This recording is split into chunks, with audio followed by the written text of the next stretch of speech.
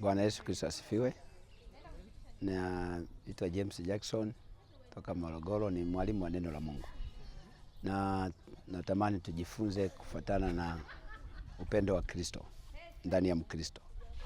Na somo hili, upendo wa Kristo ndani ya Mkristo, tunajifunza kutoka kwenye Wakorinto, tutaiona kwenye Wakorinto, lakini pia tutaiona Waefeso, hasa sura ile ya 3 mstari wa 17 hadi wa 19.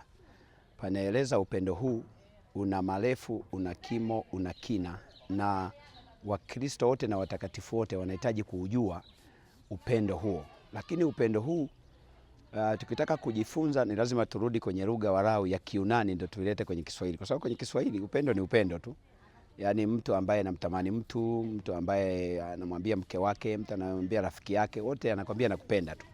Sasa natamani tujifunze kutoka kwenye lugha ya Kiunani, tuone aina 4 za upendo. Aina ya kwanza ambao ni upendo wa kibinadamu. Huu upendo unaitwa filio. Filio ni upendo wa kibinadamu ambao mtu anaweza kumpenda baba au mama au kaka au dada na kumwambia tunakupenda. Ni upendo wa kibinadamu. Lakini katika Biblia umetumika kumpenda Mungu mara 2 tu.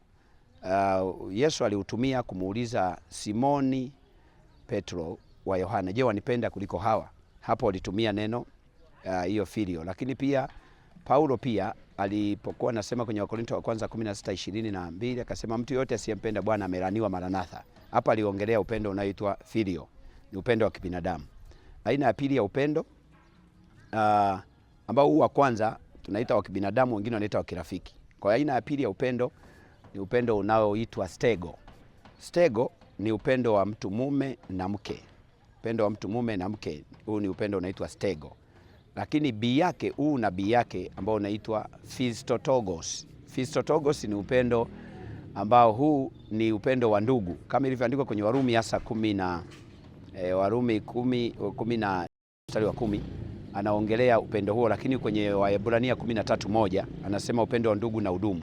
Kwa ule ni upendo wa ndugu wa kiimani, kama ni kwa mfano tukisema si wa Kristo, upendo tunaweza kuwa wa Kristo tu au wa kanisa fulani, yani wale wanaosali hapo wakawa na upendo huu wa phistotogos.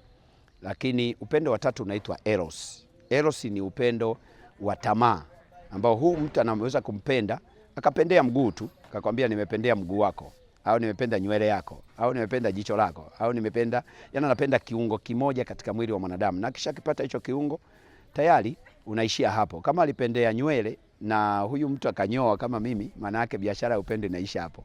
Lakini kama alipendea mguu au alipendea mwili au alipendea body, akishachoka yule mtu biashara imeisha. Huu unaitwa erosi. Kwenye wimbo ulio bora hasa 2:7 anawaonya mabinti kwa Ayala na kwa Pawa, Paulina anasema usiyachochee mapenzi wala kuyamsha kabla hajaona vema yenyewe. Lakini upendo wa 4 ambao ndio upendo wa muhimu kuliko wote unaitwa upendo wa agape. Upendo wa agape ni upendo usio kifani, ni upendo usio bagua, ni upendo wa Mungu pekee usiopatikana kwa mwanadamu. Na ili mwanadamu aushiriki upendo usio na sababu yoyote, ni lazima mpokee Kristo kuwa Bwana na Mwokozi wa maisha yake. Kama ilivyoandikwa kwenye waraka wa kwanza wa Yohana, hasa ile sura ya 3 na sura ya 4, ukipata nafasi unaisoma hiyo yote, inaongelea juu ya upendo wake Kristo. Huu ni upendo unaopita fahamu, ni upendo ambao haubagui, upendo usiochagua.